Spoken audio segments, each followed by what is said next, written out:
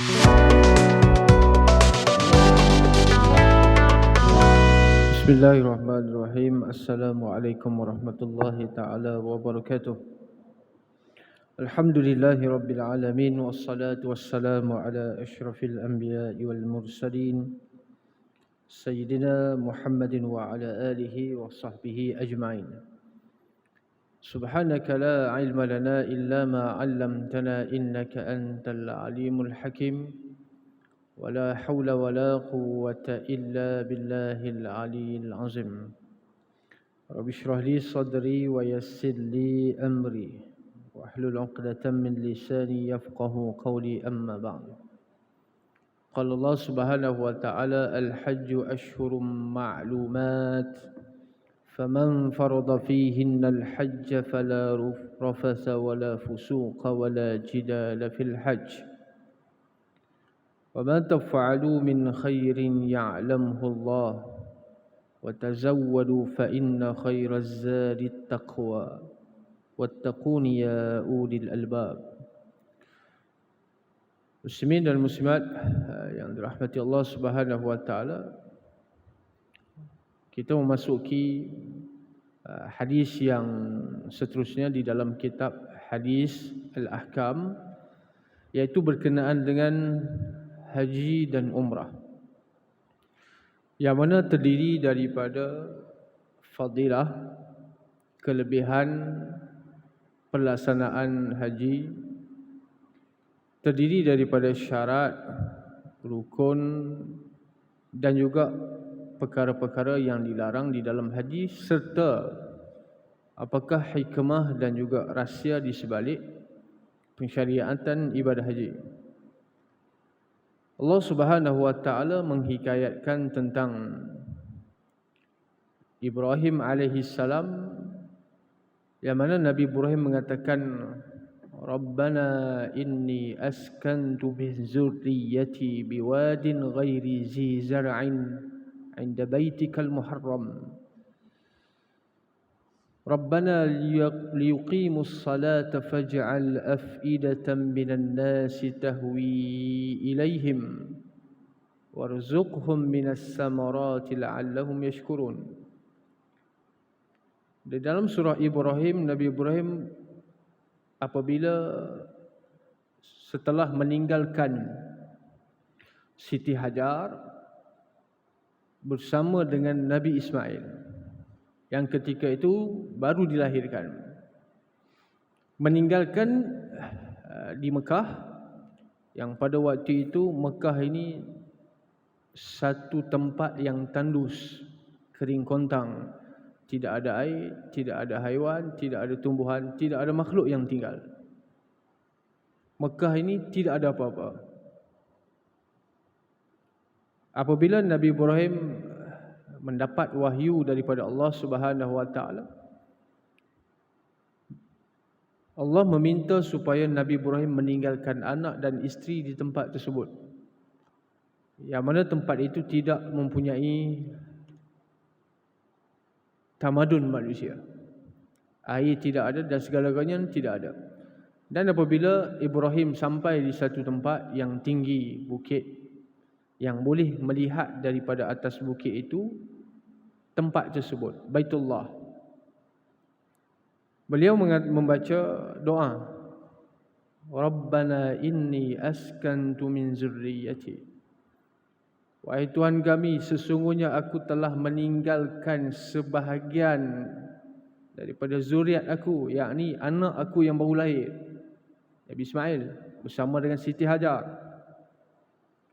Aku telah tinggalkan mereka biwadin ghairi zi zara'in, di satu tempat, di satu lembah, di satu kawasan yang tidak ada sebarang tumbuhan, tidak ada air, tidak ada makanan, tidak ada haiwan.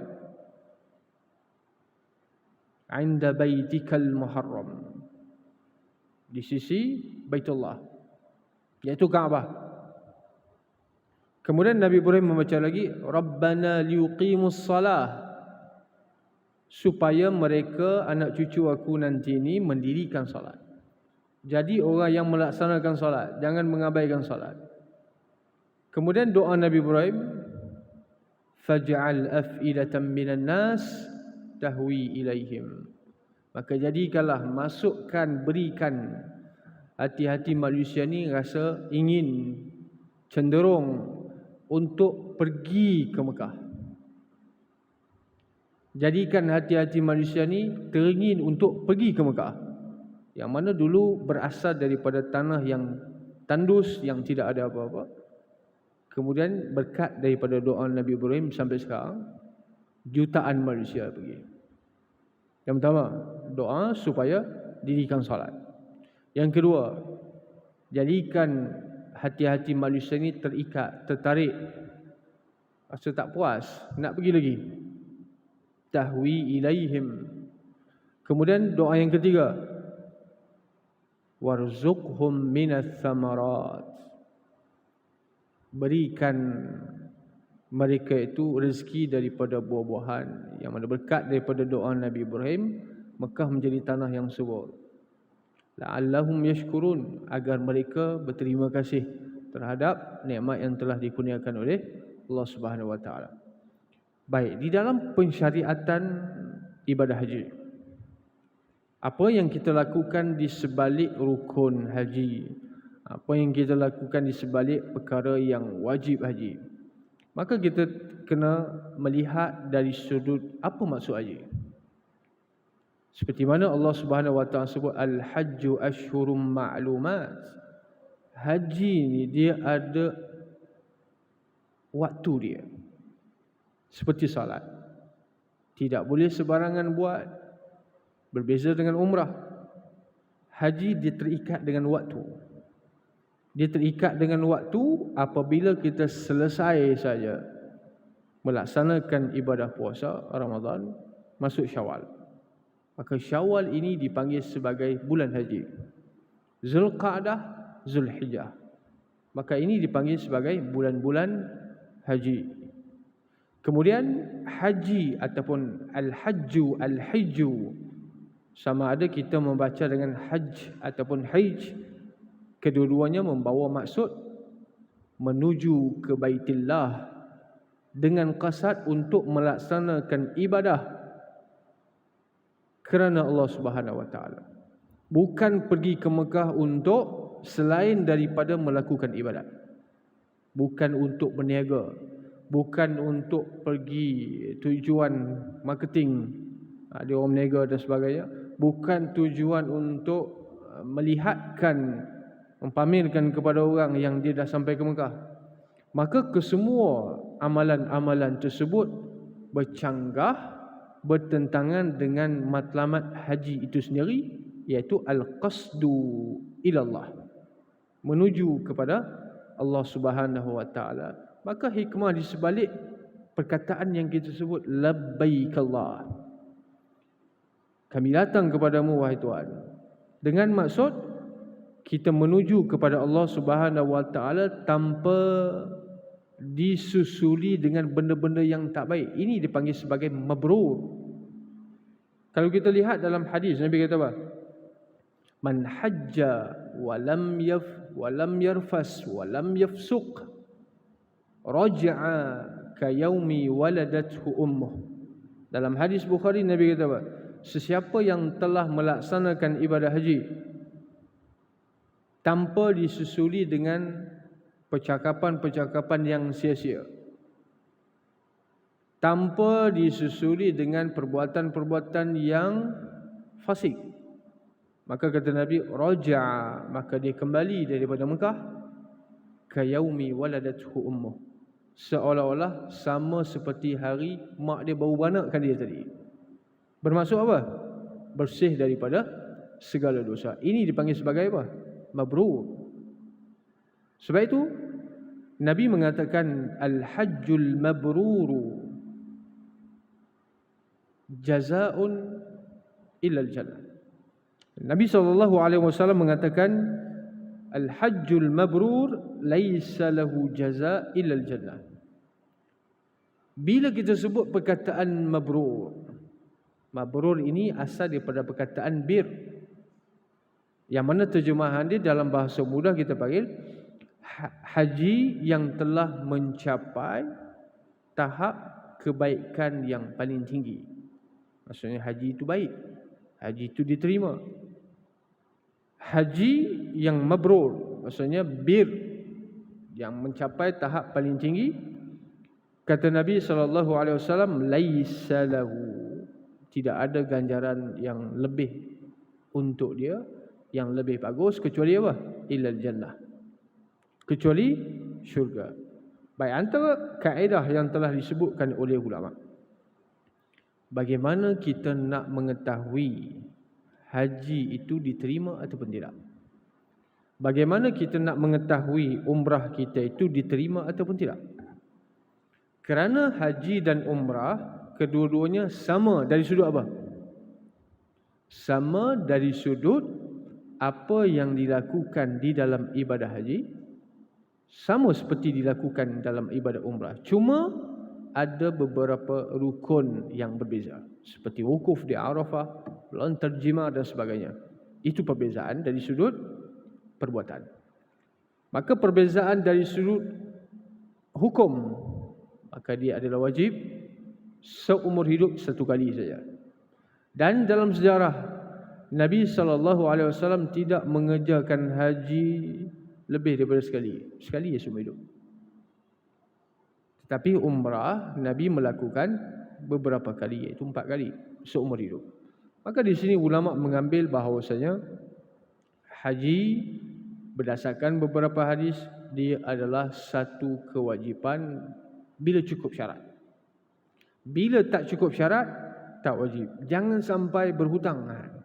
Kadang bila dia tak cukup syarat, dia nak juga sampai sanggup berhutang, sampai sanggup pinjam dekat orang, sampai sanggup begini. Kerana apa? Untuk melaksanakan ibadah haji. Ini menunjukkan bahawa dalam ayat Allah mengatakan, وَأَذِّنِ فِي النَّاسِ بِالْحَجِّ يَأْتُونَكَ رِجَالًا. Allah Subhanahu Wa Taala memberi izin kepada Ibrahim alaihissalam untuk beritahu kepada kaumnya bahawa Allah Subhanahu Wa Taala dalam hadis bana baitan fahajjuh. Nabi Ibrahim kata apa? Menurut riwayat Qatadah, Allah Subhanahu Wa Taala memerintahkan, telah membinakan Baitullah bersama dengan Nabi Ibrahim lah, bersama dengan Nabi Ismail. Maka Nabi Ibrahim kata fahajjuh, maka laksanakan ibadah haji dengan maksud menujulah kepada Allah Subhanahu Wa Taala. Kemudian apabila Allah Subhanahu Wa Taala mengatakan wa'adzini fin nasi bil haji ya'tu laka rijalan wa min kulli dhamirin, ada orang yang melaksanakan ibadah haji dengan cara berjalan kaki. Dia pergi dengan cara jalan kaki. Itu adalah jihad dia.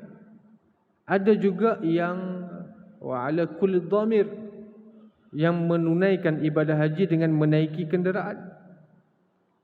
Kalau kita tengok haji ni satu ibadat yang Allah Subhanahu Wa Taala sebut yatina min kulli fajjin amiq. Semua pelusuk dunia datang daripada kampung mana pun tak tahu, datang daripada negeri mana pun tak tahu, daripada daerah mana pun tak tahu, ini bangsa apa pun tak tahu. Semuanya berkumpul di Baitullahil Haram. Ini dipanggil apa? Fajjin amiq, datang daripada pelusuk bumi. Ini menunjukkan bahawa umat Nabi SAW yang disebut sebagai ummatul ijabah, yang memperkenankan seruan dakwah Nabi, maksudnya orang Muslim, pelbagai kaum, pelbagai warna kulit, pelbagai bahasa, datang bertemu di satu tempat yang sama. Sebab itu perlu kesabaran yang tinggi. Siapa yang tak boleh sabar, tidak ada kesabaran di dalam melakukan ketaatan.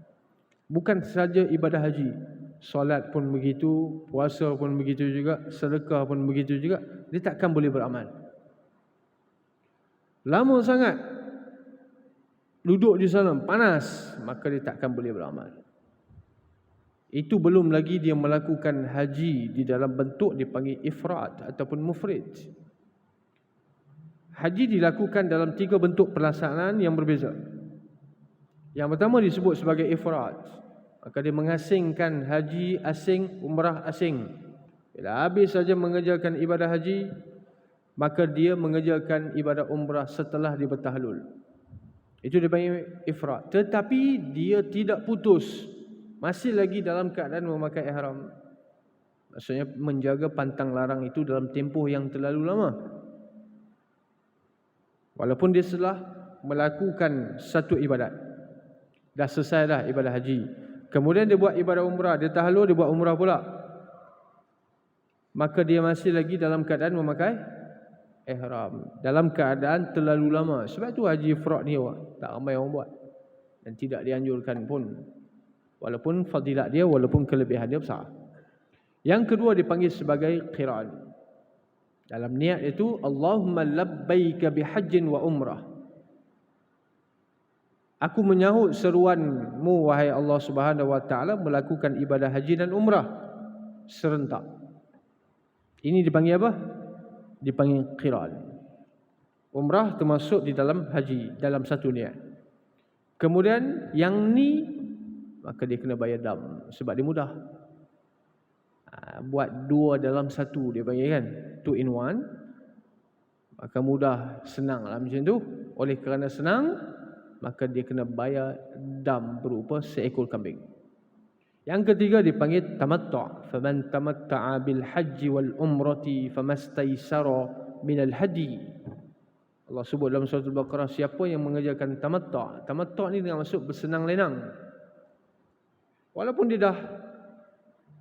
dia memakai kain ihram, walaupun dia setelah selesai melakukan ibadat haji, dia pakai kain ihram, tapi dia masih lagi boleh bebas, tidak perlu menjaga pantang larang. Itu dipanggil sebagai apa? Tamattu', bersenang-lenang, maka juga dibayar haji. Maka ini 3 kaedah pelaksanaan ini seperti mana yang disebutkan oleh Nabi sallallahu alaihi wasallam. Maka mana-mana yang kita pilih. Dan kebanyakan di tempat kita melakukan haji dalam bentuk apa? Tamattu'. Cuma perlu membayar dam, bayar denda lah, seekor kambing. Baik, fadilat, kelebihan Nabi SAW mengatakan dalam hadis Abu Hurairah, al-umratu ilal umrati, satu umrah kepada satu umrah. Baik, kita kena lihat dulu umrah. Ulama tidak mengasingkan dari sudut perbahasan umrah ni dalam bab yang khusus. Kalau dalam mana-mana kitab fiqh kita takkan jumpa, kerana tidak ada perbezaan yang begitu ketara di antara umrah dan haji. Ada perbezaan tetapi tidak begitu ketara sehingga perlu diasingkan perbahasan. Cuma beza dari sudut apa? Niat. Beza dari sudut ia tidak terkait dengan waktu. Beza dari sudut ada pertambahan rukun. Beza dari sudut ada pertambahan perkara-perkara yang wajib. Nabi mengatakan al-umratu ilal umrati kaffaratun lima bainahuma. Umrah, majoriti ulama mengatakan sunat. Majoriti, bahkan dipanggil sebagai jumhur. Kemudian apabila hukumnya adalah sunat, boleh ataupun tidak seseorang itu mengerjakan umrah berulang kali. Ini juga adalah sunat. Kecuali Imam Malik bin Anas, mazhab Maliki, mengatakan bahawa makruh disertakan ataupun dilakukan umrah 1 tahun lebih daripada 2 kali. Sekali ya. Ini mazhab Maliki. Tetapi majoriti termasuk Syafi'i mengatakan apa? Umrah nak buat banyak mana pun terpulang. Tidak terkait dengan waktu dan tidak terkait dengan masa. Bila-bila awak nak pergi umrah, pergi. Kerana apa? Fadilah dia, Nabi mengatakan kaffaratun lima bainahuma. Contoh, kalau kita pergi melakukan ibadah umrah seminggu, kebiasaan 7 hari, 8 hari. Okey. Dalam 7 ataupun 8 hari, berapa banyak umrah kita boleh buat? Kena faham dulu, kita kena ambil dulu, kita kena faham konsep dia macam mana. Bukan bermaksud kita pergi umrah 7-8 hari, Itu sekali umrah? Tak. Itu bukan satu umrah maksud ke sini. Maksud di sini adalah umrah secara gambaran dia, okey, kita pakai ihram sampai di Baitullah, apa kita buat? Tawaf 7 kali. Ini saya cerita yang basic. Tawaf 7 kali. Selesai tawaf, solat 2 rakaat. Solat apa 2 rakaat? Solat sunat tawaf. Lepas solat 2 rakaat, minum air Zam-Zam. Apa yang kita buat ketika minum air Zam-Zam? Allahumma inni balagha anna rasulaka sallallahu alaihi wasallam qala ma'u zamzama lima syuribalah wa inni ashrabuhu bi an taghfira dzunubi. Ini doa yang dibaca ketika minum air Zam-Zam. Apa dia? Nabi sebut air Zam-Zam itu bagi orang yang minum. Dia minum untuk apa? Saya niat minum nak bagi sembuh penyakit, nak bagi sihat. Alhamdulillah, dengan berkat Zam-Zam insya-Allah. Bila selesai minum, pergi ke mana? Sa'i, mas'a. Safa Marwah 7 kali. Selesai, tahlul. Gunting rambut ataupun cukur. Tapi kalau orang nak buat umrah berulang kali, jangan cukur, gunting. Okey, selesai. Sekali umrah. Sekali umrah. Besok nak buat lagi. Ini kita bincang sebelum fasa Covid lah. Kalau Covid, sejak daripada Covid ni dia macam-macam, dia ketat sikit. Besok nak buat lagi. Kalau larat, buat lagi. Lusa nak buat lagi, silakan. Ini adalah dipanggil umrah. Jadi satu umrah ke satu umrah. Nabi mengatakan apa? Penghapus dosa kecil. Contoh, kalau orang yang mengerjakan umrah setahun sekali, tahun ni dia buat umrah bulan Ramadan, tahun depan dia berazam untuk lakukan umrah bulan Ramadan, maka antara jarak 12 bulan itu, umrah dengan umrah, walaupun tahun yang berbeza, Allah Subhanahu Wa Taala menghapuskan dosa kecil. Apa yang dosa yang dilakukan oleh manusia, Allah Subhanahu Wa Taala hapus. Satu. Bukan dosa kecil. Bukan dosa kecil itu terhapus dengan umrah saja. Kita tengok dalam hadis Bukhari Muslim yang lain. Nabi kata apa? Ma yusibul muslima min wasabin wala nasabin wala huznin wala wahmin wala azan hatta syaukati yushakuha illa kaffarallahu biha khatayah. Dalam hadis Bukhari Muslim Nabi kata apa? Tidak ada mana-mana Muslim yang ditimpa musibah, yang kena penyakit, yang dalam keadaan kesedihan, yang dalam keadaan kesakitan, yang dalam keadaan kerunsingan, sehinggakan dia terpijak duri. Duri, Nabi kata apa? Dia terpijak duri. Yushakuha illa kaffarallahu biha khatayah. Itu pun Tuhan hapus dosa kecil. Apatah lagi melakukan ibadat umrah. Awak pijak duri, awak pijak kaca berdarah sikit, itu dianggap sebagai apa? Untuk hapus dosa kecil awak. Kalau orang yang tidak pernah sakit langsung, tidak pernah ada masalah, tidak pernah kena musibah, tidak pernah kesusahan, tak pernah lah, apa jua tak pernah, senang lenang maka ini alamatnya Allah Subhanahu Wa Taala tidak menghapuskan dosa kamu. Sebab itu para rasul ataupun para ulama, mereka bila ditimpa musibah, mereka tak sedih. Kita sedih lah. Nabi SAW disihir. Bukan biasa-biasa, tuan-tuan. Disihir. Kena santau. Kena santau. Nabi Ayub alaihi salam ditimpa penyakit. Rabbi massani ad-durru wa anta arhamur rahimin. Dia tak minta, ya Allah sembuhkan penyakit aku sekarang. Tak. Dia tahu itu adalah kafarah. Sebab itu para ulama mengatakan orang yang dekat dengan Allah Subhanahu Wa Taala, kesakitan itu adalah kesedapan bagi mereka. Itu level lain. Ini kita bincang level lain. Kita bukan level ni.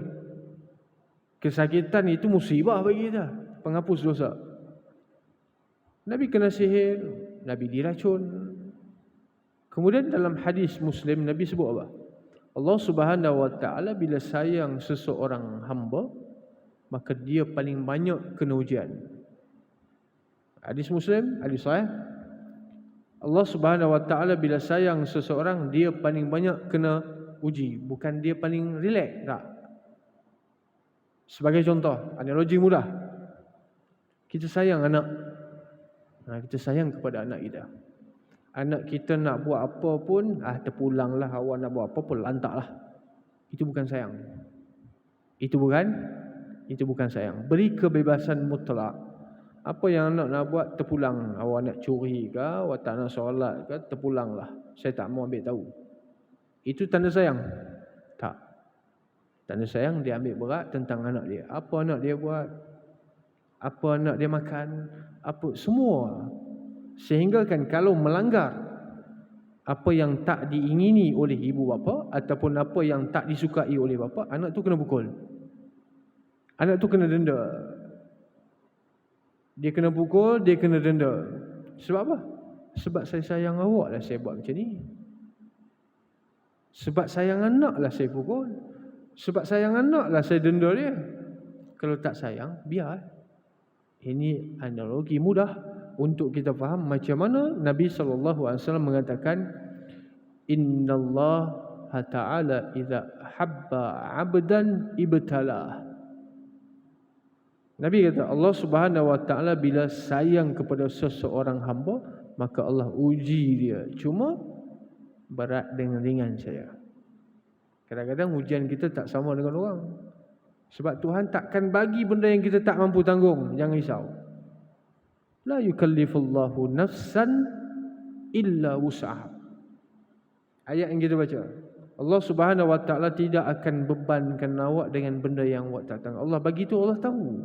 Awak mampu untuk tanggung. Jangan seolah beratnya beban aku tak mampu tanggung. No. Tuhan bagi sesuai dengan awak. Kalau Allah berikan ujian macam kepada kita seperti mana Allah berikan kepada Nabi SAW, itu baru betul tak mampu tanggung. Sampai ancaman bunuh hari-hari, kena sihir, kena santau, kena racun makanan, kena baling dengan batu apabila pergi ke Taif, dihalau, berdarah kepala. Itu kerana Nabi SAW mampu tanggung. Ini menunjukkan bahawa antara rahmat Allah Subhanahu wa taala, seseorang itu tidak akan masuk syurga dengan amal. Ini hadis yang selalu kita dengar kan. Nabi SAW mengatakan, Inna ahadukum la yadkhulunal jannata bi'amalikum. Kamu takkan boleh masuk dengan amal. Lalu sahabat tanya, wal anta ya Rasulullah, engkau pun juga begitu? Nabi kata ya. Baik, contoh. Senanglah faham, simple. Kalau kita masuk syurga dengan amal. Contoh, berapa tahun awak beramal? Saya beramal 50 tahun. 50 tahun kita beramal. Katakanlah meninggal umur 70. Total kita beramal lebih kurang 65 tahun. Bukan 65 tahun, 55 tahun. Umur 70, dia beramal 55 tahun, bermula daripada umur baligh. 55 tahun. Kalau boleh masuk syurga dengan amal 55 tahun, okey, kalau macam tu awak masuk syurga 55 tahun cukuplah. Betul? Baru adil. Baru ada fair. Beramal 55 tahun, masuk syurga cuma tempoh 55 tahun saja. Bukan masuk syurga ya Allah. Bukan masuk syurga tu selama-lamanya ke? Amal bukan selama-lamanya. Yang selama-lamanya itu rahmat. Sebab tu dalam hadis ada seorang ni umat dulu, Nabi cerita. Dia beribadah 500 tahun. Ibadah 500 tahun. Umat dulu umur panjang. Nabi Nuh pun hidup 900 tahun lebih. 500 tahun beribadat. Kemudian masuk syurga. Allah tanya, kamu masuk syurga sebab apa? Dia kata sebab amal yang aku buat 500 tahun. Okey, kalau macam tu awak masuk syurga 500 tahun saja.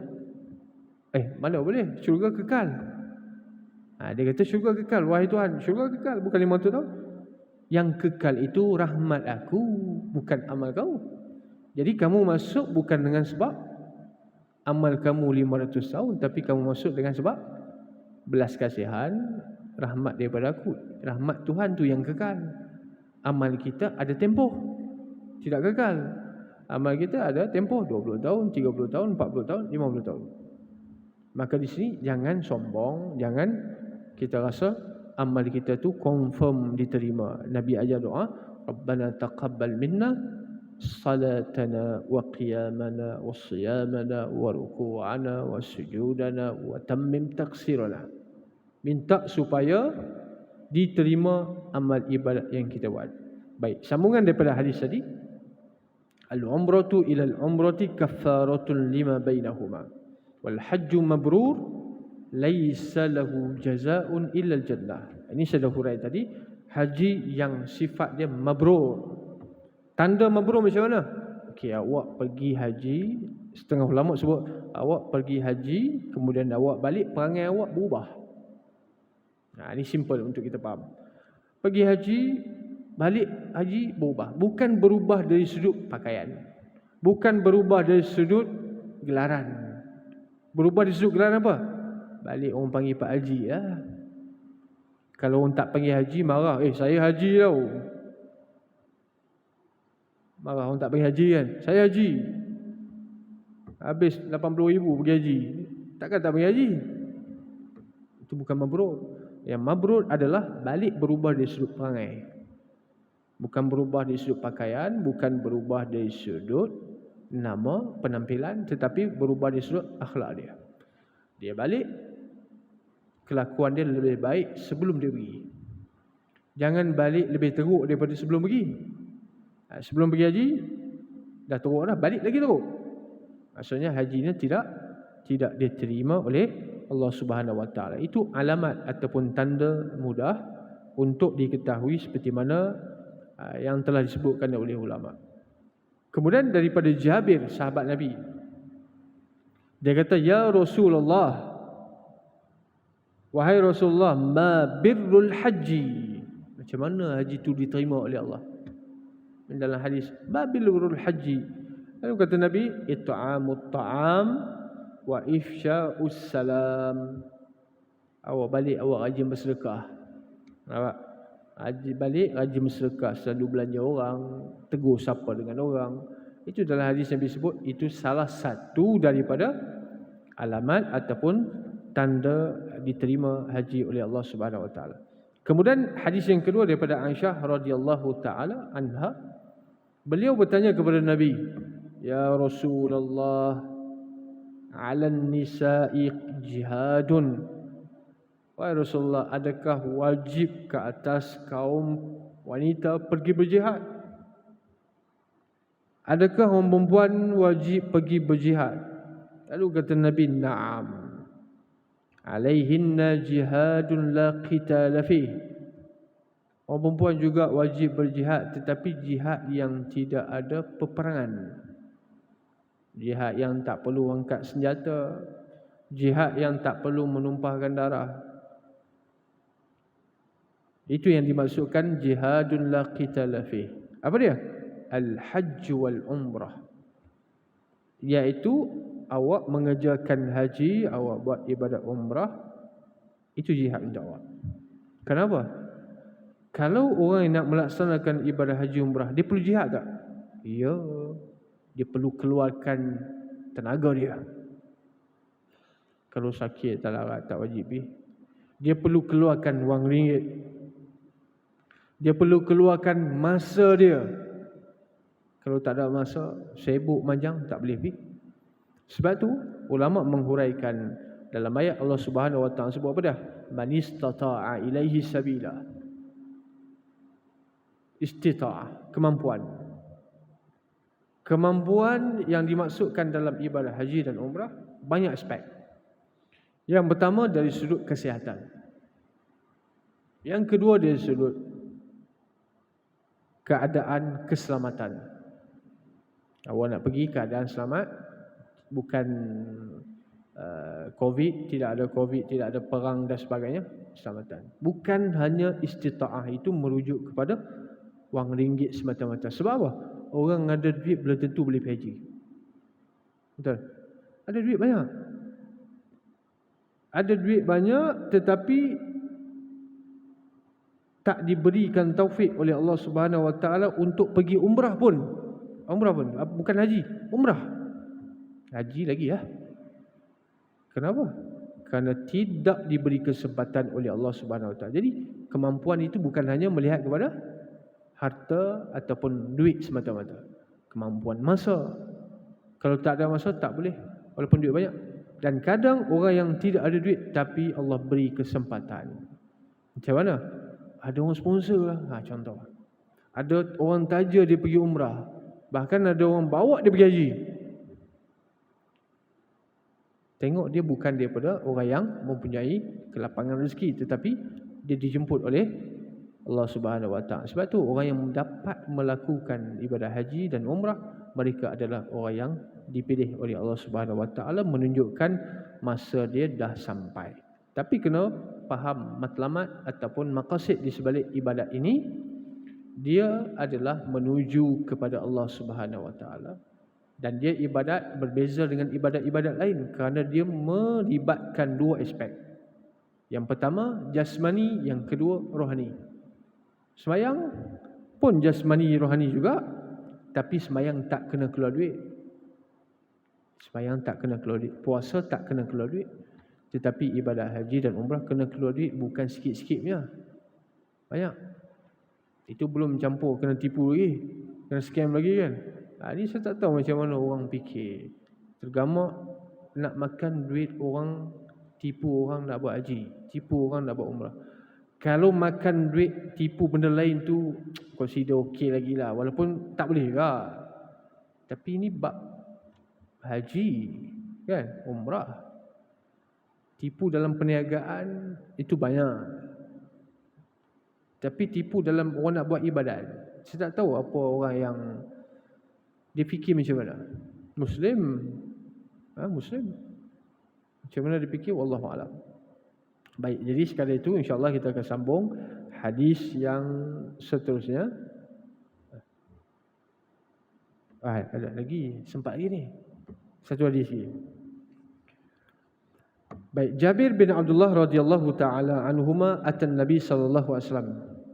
Arabiyun. Ada seorang Arab Badui datang jumpa Nabi. Kita kena tahu bila sebut Arab Badui ni, mereka ni orang yang dipanggil apa? Sembrono. Dia tak kira lah awak siapa dia. Mereka tidak ada erti beri penghormatan, mereka tidak ada erti nak hormat orang, tak. Itu dipanggil Arabi. Orang Arab Badui panggil dia begitu. Kadang-kadang Arab Badui ni masuk dalam masjid, kencing dalam masjid Nabi apa semua. Itu perangai dia. Orang yang tidak ada tamadun, orang yang tidak ada perangai, mereka begitu. Macam orang asli lah.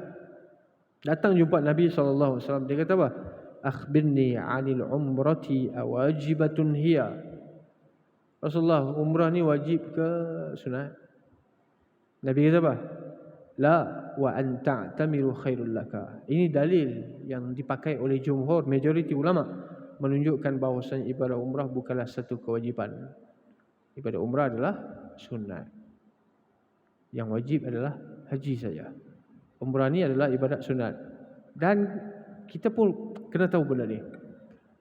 Kadang-kadang kita melaksanakan ibadat umrah setahun sekali, setahun dua kali. Duit banyak. Tiap-tiap tahun 2 kali pergi umrah. Baguslah. Tapi kita kena faham, itu adalah ibadat untuk diri kita sendiri. Manfaatnya tak begitu luas.